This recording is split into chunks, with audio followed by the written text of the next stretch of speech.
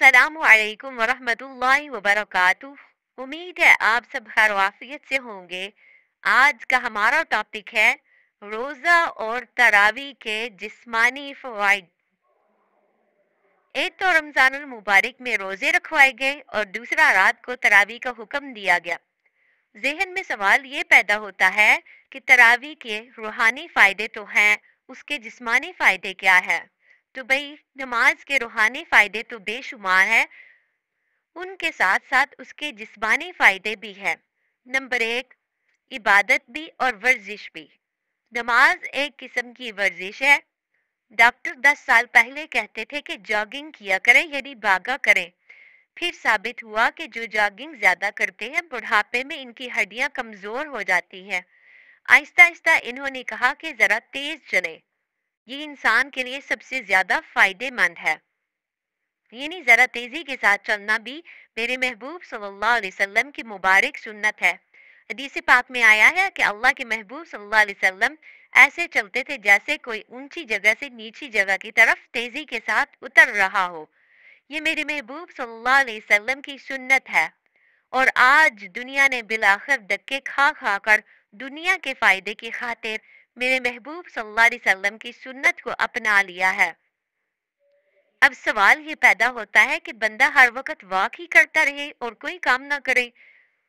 उन्होंने कहा कि जी नहीं, इंसान इतनी वर्जिश करे जिससे इसकी दिल की धड़कन थोड़ी सी तेज हो जाए, इंसान के अंदर ब्लड की शक्ल में जो सियाल मादा बह रहा है उसकी मिकदार बढ़ जाए ताकि ये पूरी शरियानों को साफ कर दे।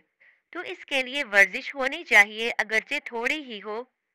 अगर वो लोग दिन में 5 मर्तबा नमाज पढ़ने के आदी होते तो इनको ऐसी वर्जिश के बारे में सोचने की जरूरत ही ना होती। अब देखिए, एक मोमिन बंदा अल्लाह ताला का हुक्म समझकर ये अमल कर रहा होता है और वो मुफ्त में जिस्मानी फायदे भी हासिल कर रहा होता है।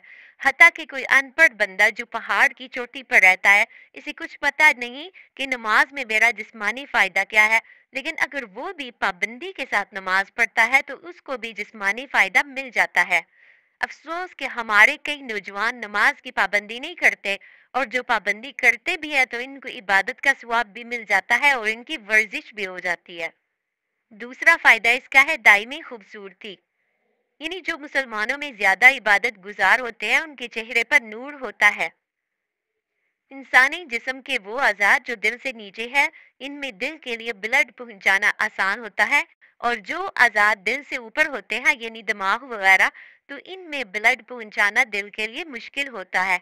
इसलिए सर में जितना खूनी बहाव जाना चाहिए उतना नहीं जाता। लिहाजा जब मुसलमान लोग नमाज पढ़ते हैं, सजदा करते हैं, तो सजदे में उनका सर और चेहरा नीचे होता है और दिल ऊपर होता है। यही एक सूरत है कि जिसमें ब्लड इंसान के सर, चेहरे और पूरी जिल्द के अंदर जा रहा होता है। इसलिए अगर इंसान थोड़ा लंबा सजदा करे तो चेहरे के अंदर खून महसूस होता है। इस तरह ये इंसान के चेहरे को तरोताजा बना देता है। कहते हैं कि अगर औरतों को इस असूल का पता चल जाए कि नमाज पढ़ने से इंसान का चेहरा देर तक मासूम नजर आता है, तो शायद वो करीमों को छोड़कर नफली नमाजों के पीछे पड़ जाए। वाकई आप देखेंगे कि जो भी नेकोकार इंसान होगा इसके चेहरे पर आपको एक रोशनी नजर आएगी। रूहानी असर अपनी जगह, मगर नमाज का ये जिस्मानी फायदा भी है कि वो जो खून इनको सजदों में पहुंच रहा होता है वो इनके चेहरों पर बहार की ताजगी और खूबसूरती लेकर आता है। अल्लाह ताला हम सबको नमाज की पाबंदी करने की तौफीक अता फरमाए। आमीन।